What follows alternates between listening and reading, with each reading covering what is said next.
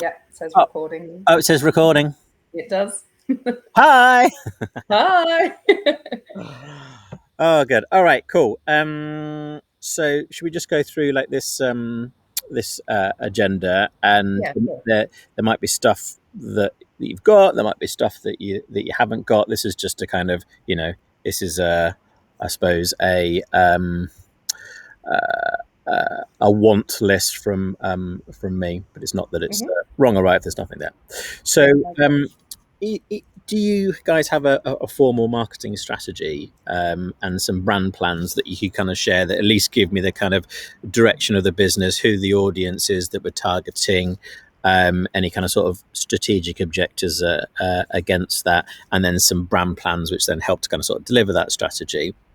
And then within that, have you done any guest research that's allowing you to kind of give you that sort of intel around kind of, who the guest is, and how your marketing strategy is being put in place to then kind of answer those specific challenges?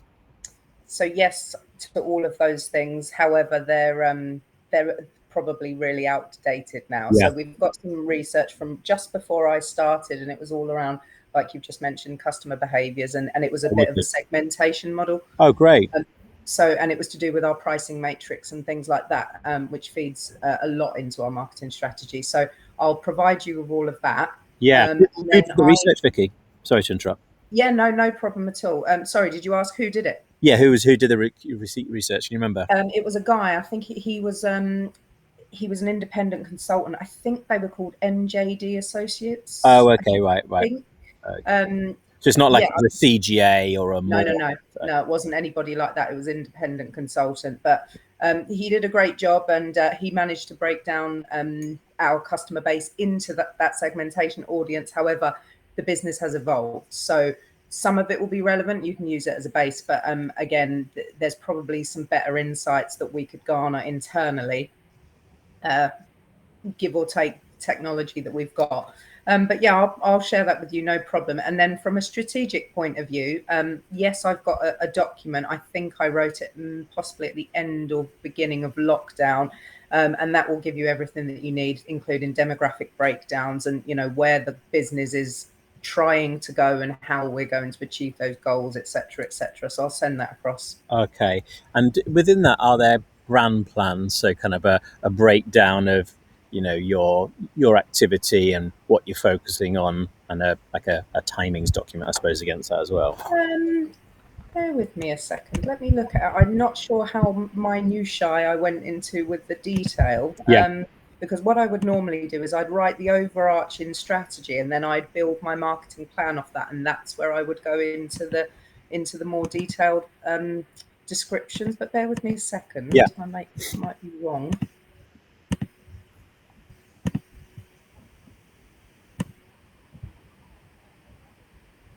Strategy 2020. Okay.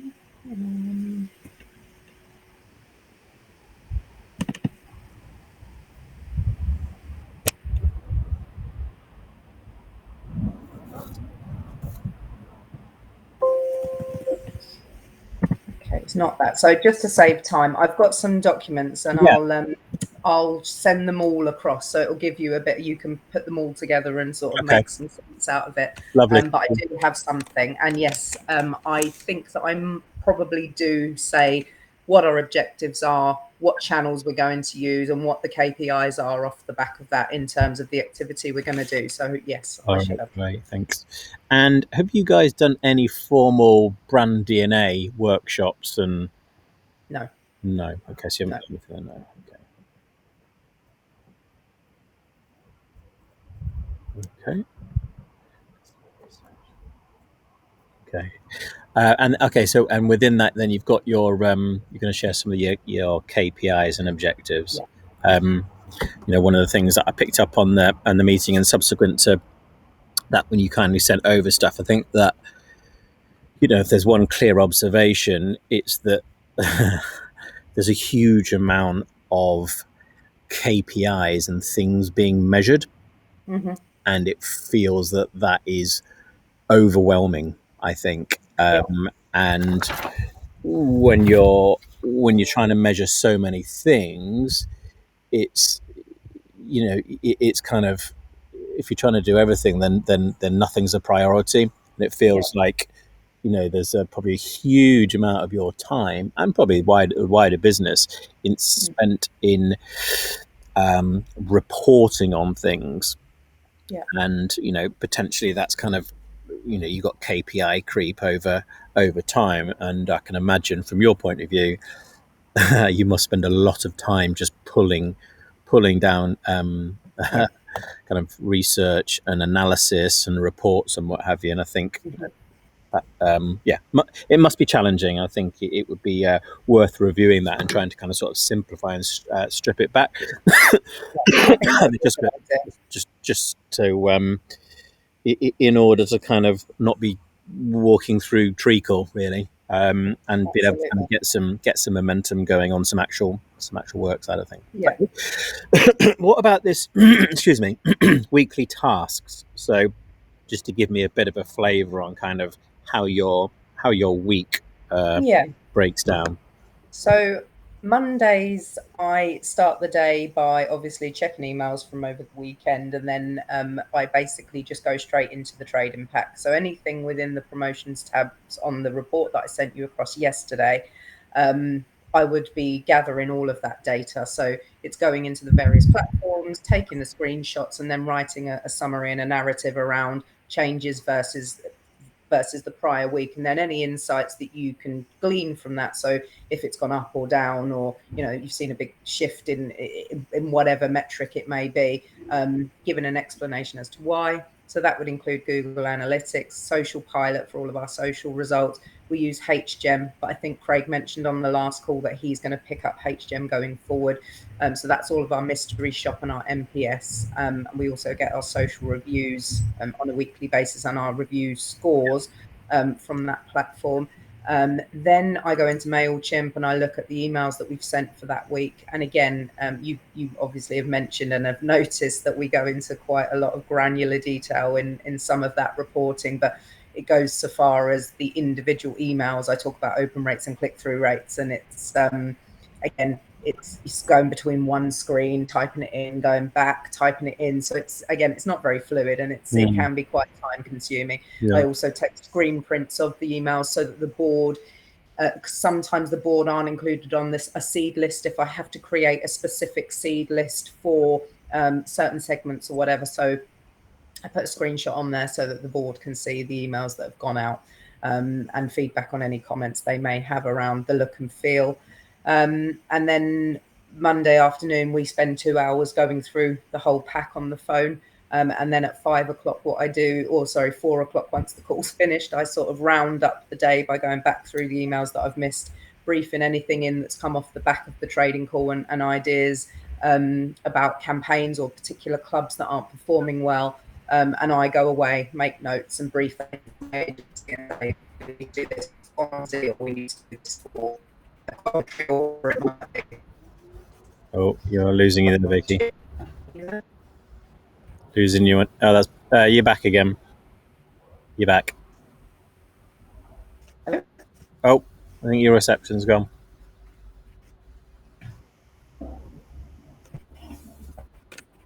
Hello.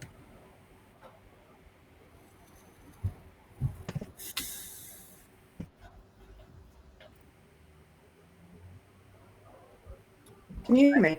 I've got you back now. I think your reception just dropped off a little bit. I can see me and I can hear me perfectly. You're frozen, so I don't know whose end it is. All right, I can see myself. It connects to my phone. See if it has any difference. Um, Thank God, but you're back now.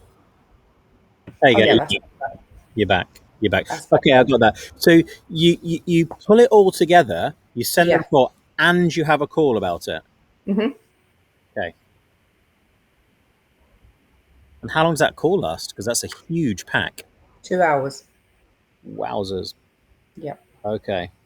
Crikey. So Monday, I think I mentioned it. Monday's a write-off, Yeah, always yeah, is. yeah. Monday doesn't exist.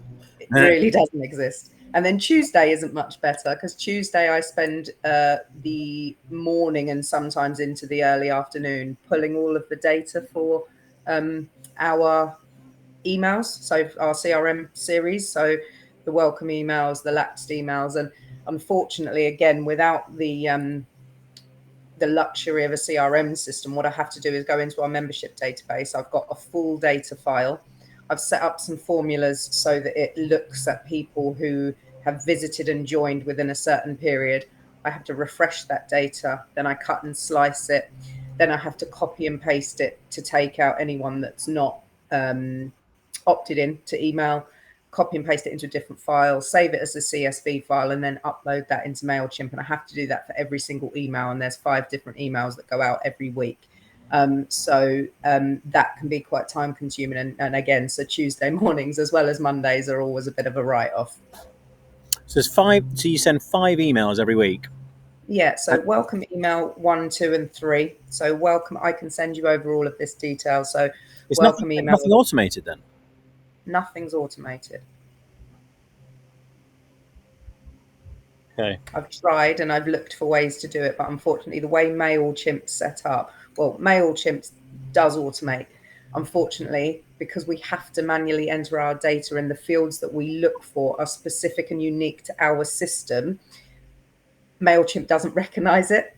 So if we had an EPOS system that could feed into, or any other system that MailChimp recognized, we could go in and we could segment that data and everything would be automated and it'd be fantastic. But because our membership system is standalone and doesn't talk to anything, I have to extract it and upload it. It's a real pain.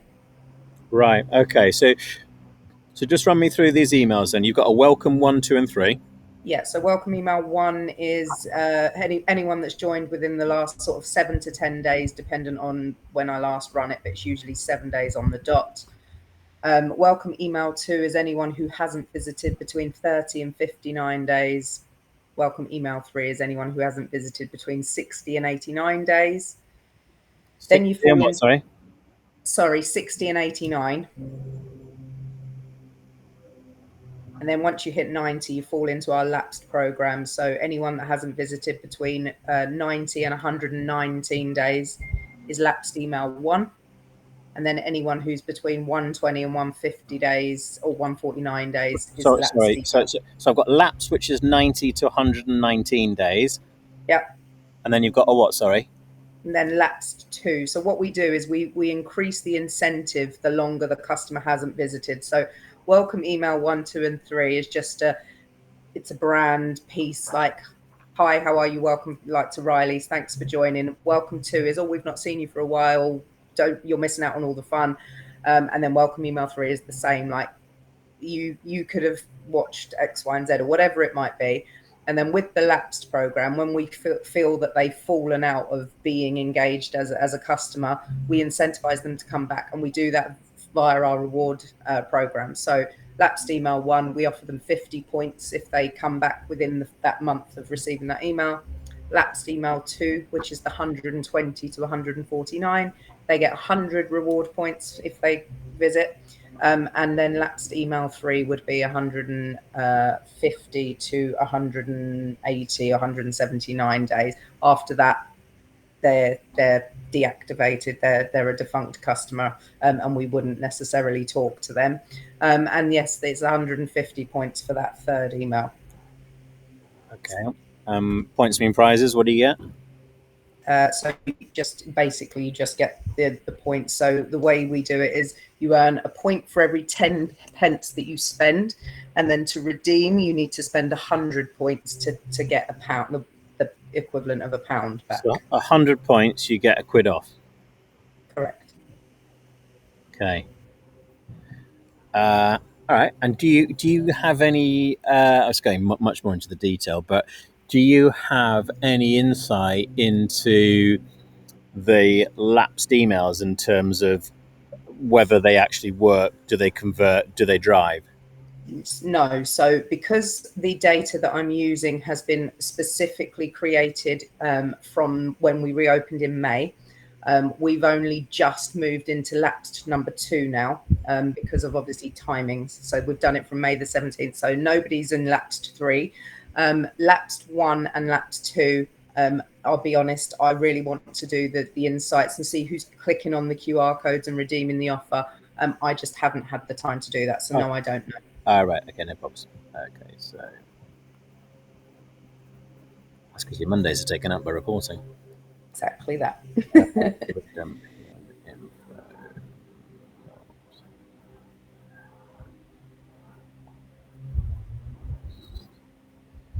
Right. Okay. So okay. So you got through. Sorry, just turning off the call. Sorry, there's a call coming through. So you've got so there's 3 welcomes, and then there's the 2/3 laps. Third one being the deactivated one. Okay, so that's Tuesday for you, and you send out those emails each week, and then so.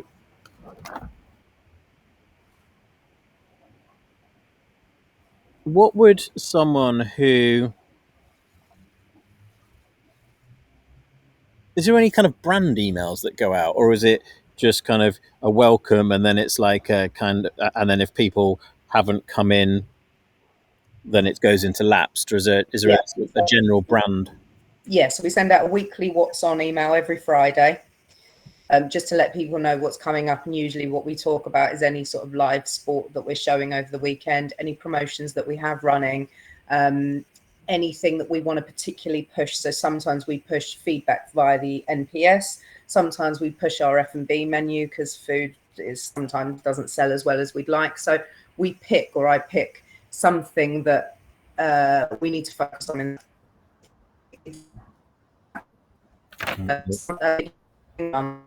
I get the data. Me on any other platform. It's strange. Sorry. So I get the data through from our membership provider, the software provider.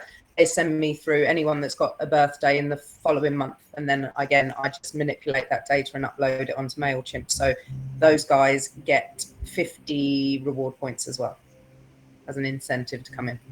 Yeah, okay. I lost you a bit on that, on reception there. So you've got. Sorry. So you've got. I think I heard something about. There's a membership platform that then you pull data from as well. Yeah, they send it to me, and I just manipulate it just to get the data that I need, and then again I upload that and send that out once a month. So that's it. You send that once a month. What's that one? That's the birthday one, did you say? Birthday, yeah. Membership. Monthly.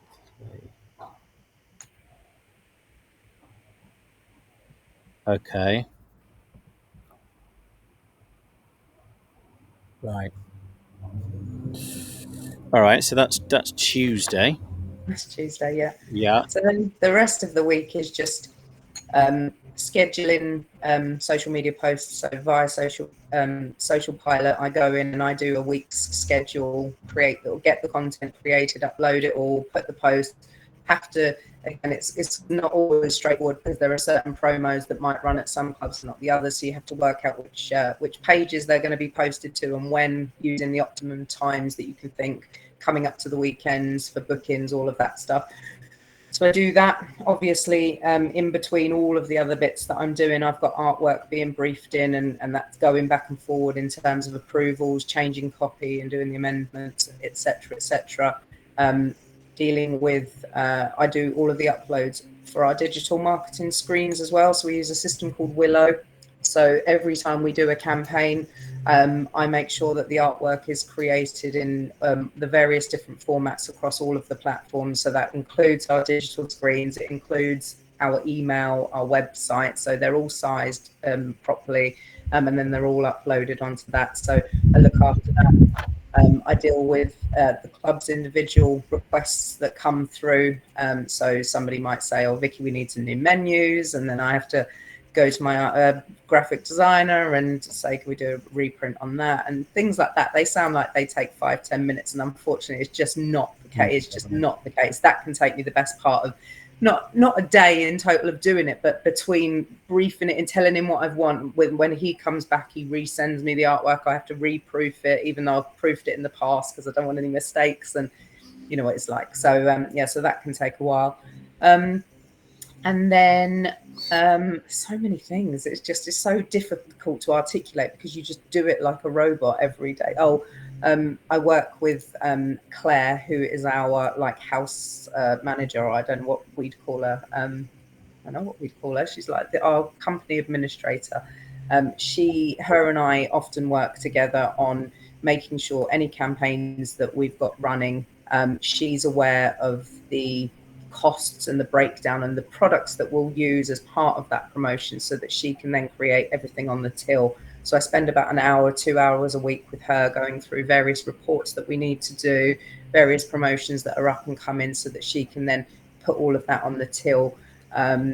We look at online bookings and things. So I have to pull reports from the back end of our website to look at how many bookings we've got coming in for the month. Don't ops do that? No, that's me. Right. That's me, yeah. Let me just find lists of things that I've got to-do lists in here. It might remind me of things. So currently I'm working on Christmas, just so that you know some of the projects that are coming up. We're just about to launch a 3 for 2, not 3 for 2, an F&B bundles package. So one of the objectives of that is we have customers that come in often, but their behaviour is generally the same. They play for an hour, they buy a pint. We've created these bundles so that for a tiny bit of extra money, they can get an extra hour of pool and they can get like a pizza to share on top of that, just to encourage, one, to give our staff or our team members something to upsell whilst somebody's making a purchase, and two, just to showcase the menu, keep them in the club longer and change their behaviour. So that's all gone to print. I've just sent the briefing notes out for that this morning to the clubs. And what I do with the briefing notes is I break it down. So I tell them why we're doing it, when the promotion will run, who's eligible for it, if applicable, what the till buttons will look like, what the collateral will look like, where they're expected to display the collateral, give a bit of an overview as to why we're doing it. And that's it really. And then I sort of give them a bit of a overview and let them know that I'll be doing all the social centrally, that I'll upload it onto the website for them and I'll upload it onto their digital screens for them.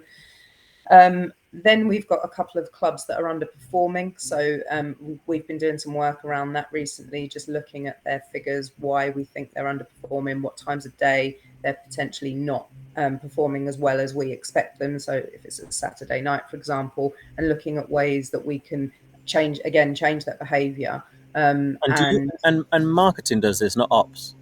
So that is a combination of everything. So that was Craig, ops, and myself. So the ops manager will look into all of that data and try to understand the business on a bit of a deeper level. And then between us, we sort of brainstorm some ideas around how we think that we can change that. So Swansea, for example, brand new refurb club, not performing as we want it to perform, certainly not hitting its target. So we're trying to understand why. The feedback that we get from the general manager down there is that prices are high, but we think that there are other hooks that we can use. So we've come up with a few deals and a few promos and things that are specific to him that we can implement, make sure that they're trackable so that we can understand redemptions and see if they then make any sort of inroads into the business or any sort of difference to the overall figures. So yeah, it's like it varies so much in terms of what comes in and what I'm working on at any one time. But there's always one major project running in the background. So, on the promos that you just talked about, how many and how often will you be running a promo? Right, so that's a very good question. So when I first started at the company, just to give you a tiny bit of background, Riley's used to discount and promote to every customer every day, and it was layered. It made no sense. We were giving things to customers that were walking through the door anyway. So we stripped all of that back. And when we went through our administration process last year, it gave us a really good blank canvas to sort of reopen the business as a new business. So we reopened with loyalty because we didn't want customers to feel that we weren't looking after them. But the reason that we decided to go down the loyalty route was because we knew that there was a big cluster of customers that we weren't rewarding, and there was lots of transient customers that were getting exactly the same as our high frequency and high recency visitors as well. So the short answer is we stripped everything back. As we've now opened and we're starting to see the market normalize, because we've been performing very strongly, we're starting to see a bit of a slowdown.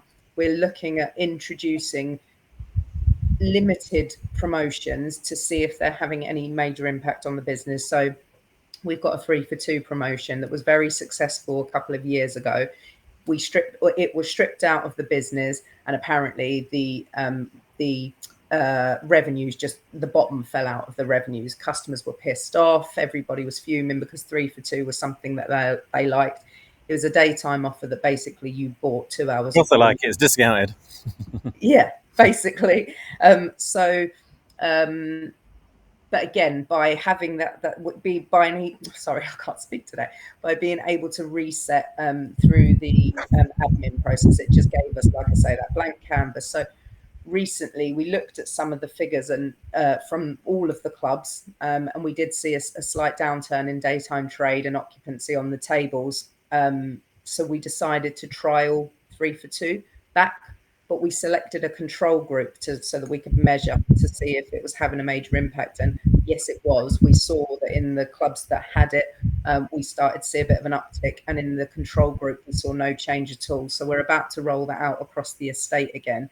I think isn't that just sort of, and I'm only playing devil's advocate, but yeah, isn't that just taking a step backwards? If you it's a little bit counterintuitive. Now, what I would say is that our daytime trade needs that little bit of a boost. So as long as we're not doing it, because we know that Fridays and Saturday nights look after themselves. So I think in the olden days, we were tending to do hugely discounted drinks offers and things like that at peak times when customers would be coming and would be spending. So I think as long as we're more strategic about it, and we know that we can switch these things off and it won't have a detrimental effect to the business, then yes, I think, yes, to your point, but I think that we're a little bit more measured in our approach now as well. Okay. So promo wise then, how many do you run every month, a new promo campaign? So I would say that by judging on everything that I've been working on recently, I would say that we would probably be running a new one at least once a quarter from what's been going on. So we're going to have 3 for 2, and we're going to have the F&B bundles out there. On top of that, you're going to have a Christmas campaign as well running in tandem, and then you've obviously got your loyalty bits that run anyway. So I would say once a quarter. I certainly wouldn't recommend anybody doing anything more than that, because you can't define any sort of results from it if you start layering up promotions. But yeah, judging on the figures and what I've been doing the last couple of months, once a quarter would make sense to me. Okay. Just as an aside, do you have to be a member to use Riley's? Yes, you do. Yeah. You do. Okay. You can come in as a guest, and we charge you slightly more if you do. But we have really sort of brainwashed the teams into getting people to sign up, and we need that data as much as possible. Do you have to pay for membership? No, you used to, but when we launched loyalty, we scrapped membership fee. Okay, so you sign up for free, and then you pay every time you play. Yes, you do. Yeah, and then we have concession rates. So if you're a junior, an OAP, or a student, you get a concession rate. Or if you're a team player, which means you belong to a local pool or darts team, you also get a concession rate. And we do that because we did strip out team rates. We did see a massive impact to the business, and because they're the core and they also have the loudest voices, and that is our core business. we need to sort of reward those guys as much as possible. So we have brought that team rate back. Yeah. So, do you know this in the business? Do you know what your acquisition rate is and your attrition rate is, and when what the net is of those two?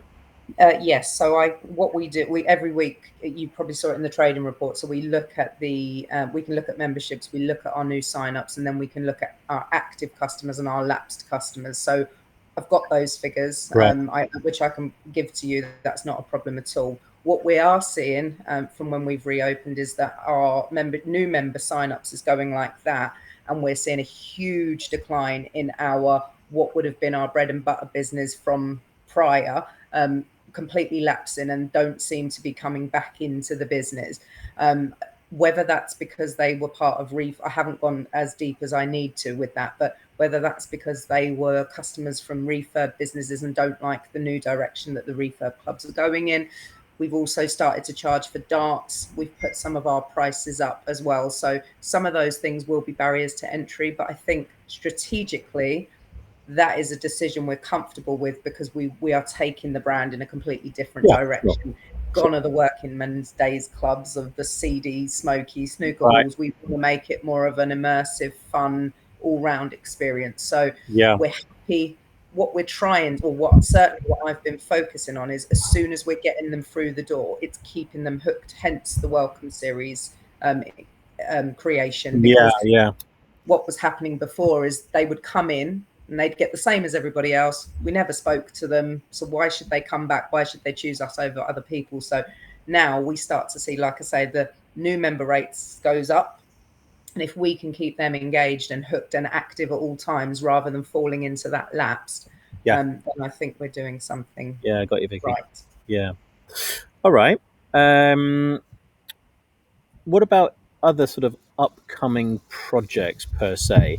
There was talk on our initial call around, you know, a new website, a new ECRM system, Yeah. bigger sort of chunkier things. Are they in the program, and is there a timing for them, and is there a sort of a brief and a project plan and what have you? Or?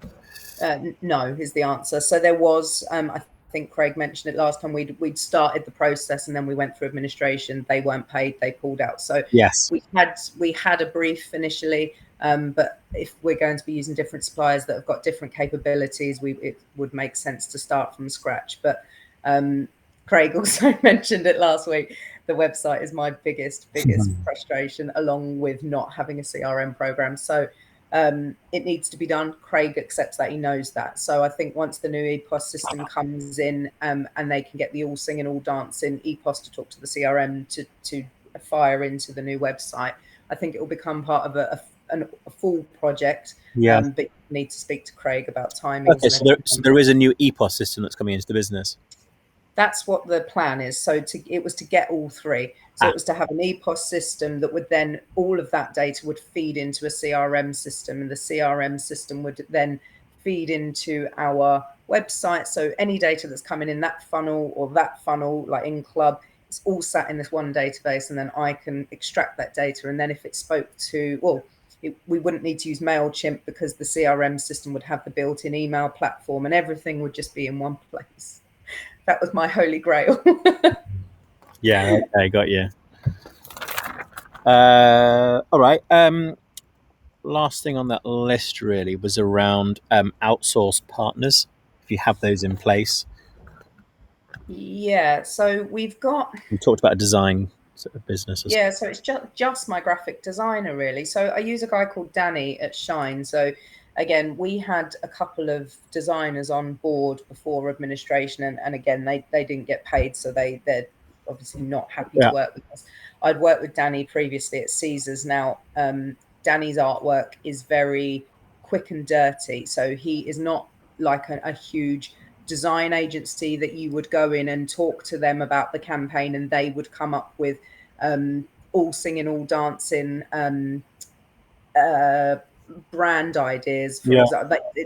Danny is just, you literally brief in what you want, colors, font, and all of that. He knows because he's got the brand palettes and stuff. And you just say to him, I'm doing this promotion, it has to say this and it has to look like this. And he does it, like I say, quick and dirty, but he's very cheap. Craig thinks sometimes that he takes too long. He's on his own; it's his own business. So I think that he works okay. Yeah. Perhaps sometimes he does need a bit of a fire up his Yeah. his backside, but he generally meets my deadlines. Bigger projects take a bit longer. I've tried to explain that to Craig. I know he's going to hear this, so you won't mind me saying it. But yeah, some of the quick and dirty, like just getting assets for or content or something for social media, he turns that around within a day or 2 days. But yeah, he's not a proper design agency where I would go and say, this is what we're trying to achieve, come up with a campaign to help me do that. He just does artwork. Right. And then we've got a PR agency for a bit of crisis management, but they don't do any PR. So, from an acquisition point of view, we don't really use any of those channels. So, the only thing that we do from an acquisition point of view is social media ads right now.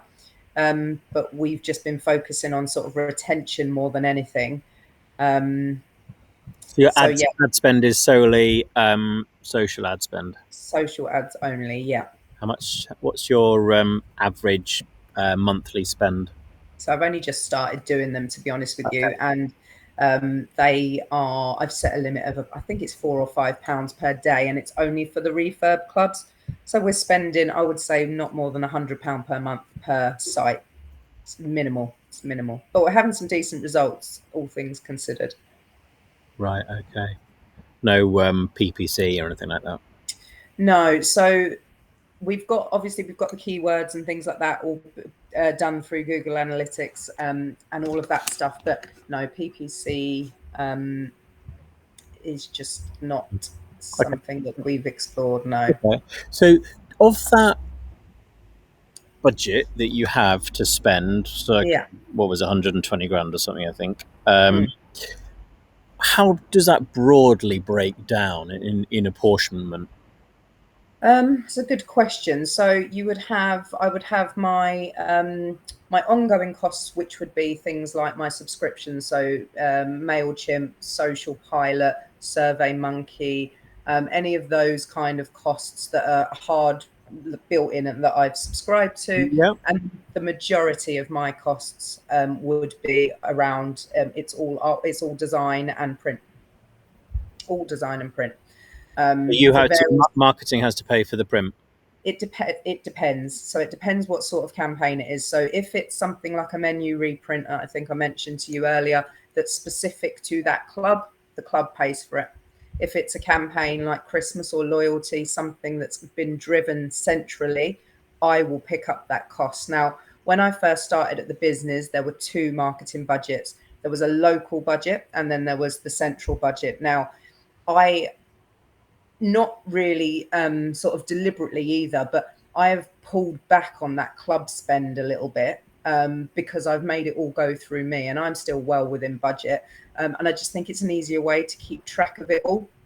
But the clubs do still have that freedom to do their local stuff. So if they want to go out and they want to sponsor a local pool team, or they want to put on an event for a particular, whatever it might be, New Year's Eve or a birthday party, whatever it might be, they've got that, but they need to come to me with a pro forma to show me that they're going to get that ROI.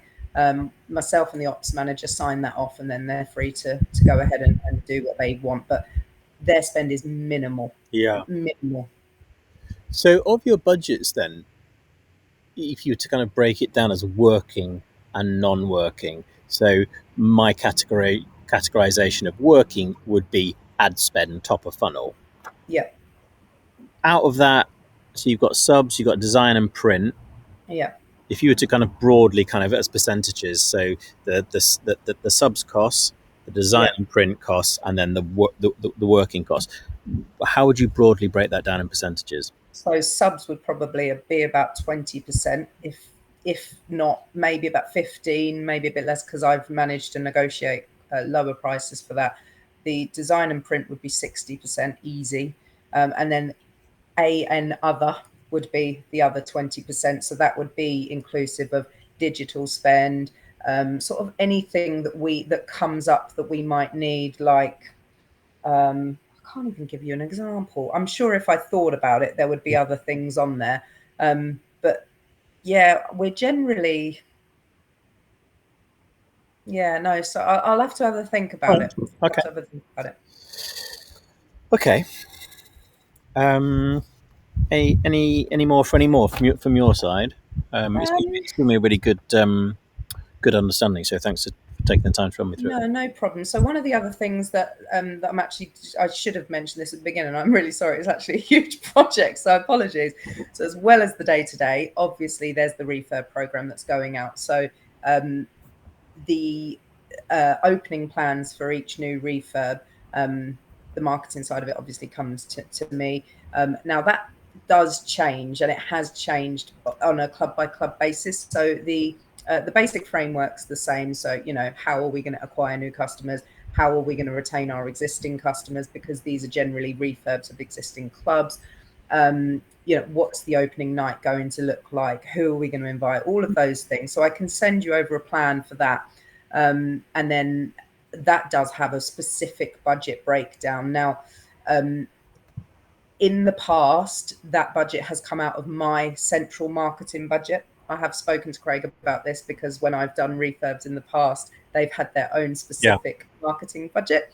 And I think he's aware of that. But because I underspend anyway on the marketing budget, and it all comes from the same pot at the end of the day, I don't think finance are overly bothered where it comes from.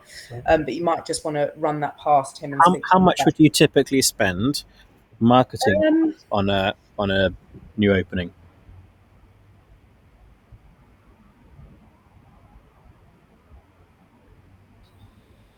I reckon no more than 4 grand. It's very cheap. So because the artwork's already there and we've got like a pre-opening pack, it is just a case of print.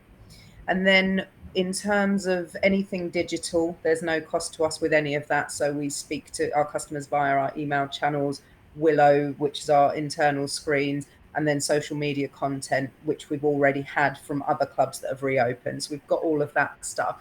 The only other cost then would be your opening night costs. So your photographer, any entertainment, any special guests that you would get down, and then comp F&B on the night, potentially some not PPC, sorry, some social media ads to do that bit of acquisition because you've got a new club. But yeah, no more than £4,000, I wouldn't think. Okay. What does a typical club take on average per week? Oh, that's a good question. That varies. So Victoria, for example, that's our flagship club.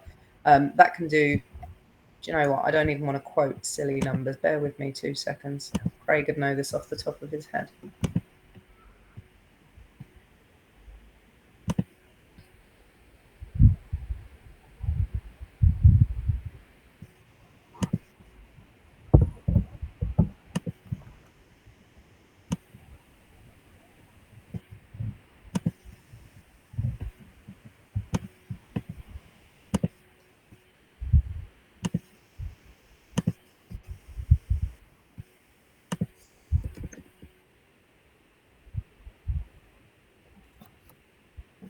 So let me just do it side by side.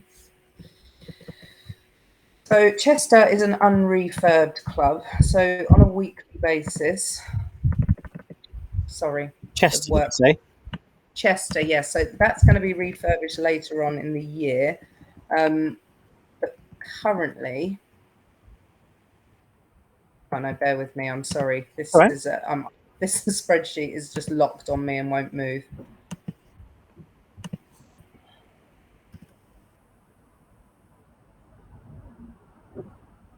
Tell you what, I'll send you over a breakdown by club. Oh, hold on, I might have All a. right. This might work. Oh, Which it's is got one. interesting to get Okay. sort of like an average.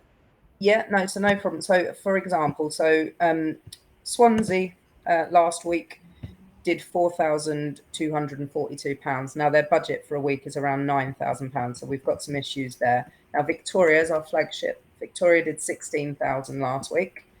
And then we've got other clubs such as Benfleet in Essex. That's another one of our problem sort of clubs. That did £6,000 last week. Then if we go to another refurb club, so Coventry, let me find Coventry. It really does vary dependent on obviously size, customer base, and how new it is. So actually, Coventry did 11,900 last week, which is a fabulous result for them. And then I think actually Liverpool beat Victoria, if I'm right, last week. Yeah, it did. So Liverpool did 17,000 last week, and Victoria, which is our flagship, actually only did 16,000. So Okay. All right. We're just going to. so Yeah. it varies. It really does vary. So Victoria would always be our flagship. So just as a bit of a sort of guide, they would tend to do some of the promotions, but would, if they were to do the promotions, you have to rejig all their prices because they're on a completely different price band, being in central London, etc., etc. So they charge more for food, drink, and table. Okay. All right. All right. That's useful. That gives me a bit of an idea. And then just one final thing, one of the other things that I do and have picked up is a lot of the negotiations around our drink suppliers. So just looking at pricing, but I think my involvement is more around obviously marketing spend with that particular supplier. So people like Coke, Red Bull, Diageo, whoever it might be. It's looking at the existing deals, and then looking at how retros and all of that work. I work alongside the finance director to do it, and then we've got this this budget that is there for us to use on any campaigns or any activations that we want to run. And I think Craig mentioned last week we've worked with a company called Wireless Social, Yeah. who you know. Yeah, so Wireless Social have got another little brand called Hedgehog. Yeah. Hedgehog do targeted campaigns to customers, and we do those sort of things via our drink suppliers. So You do those. Okay. Right. yeah, so if we want to target students, for example, which is something we've been working on with Red Bull recently, they do a drink called a tropical rumble, which is a tropical Red Bull with rum. Yeah. Apparently it's huge in the student market. We're looking to activate something like that on Hedgehog in the next sort of couple of weeks, as fresh as weeks sort of start to kick in. Right. So we do a lot of that stuff, and there's a lot of telephone calls and negotiations and back and forward with that sort of thing as well. Okay. Okay. I feel like I've just put 2 years worth into this conversation. When you say it out loud, it's so difficult because you work it day in, day out. And there are days where, and I've said Craig's going to roll his eyes when he hears this, but there are days when I literally sit here from 8:30 till 6 at night and I don't move, not even to go to the loo, because you're so busy and you're so in it. But then Craig will ring me and say, "What have you been up to today?" And I'm like, what have I actually been doing? But you know, when you do it constantly, so it's always hard to kind of articulate the various things that you do, because I just do them like second nature now. Yeah. Well, look, in a team of one, you have to. There's a huge amount there, Vicky. It's it's too much, I think, for one person, and is difficult and challenging for you to do a role of head of marketing, because the role isn't a head of marketing. It's a marketing manager at best. Yeah, I can see that it must be a little bit challenging trying to want to kind of do the more strategic stuff, but end up in the mire. Yeah.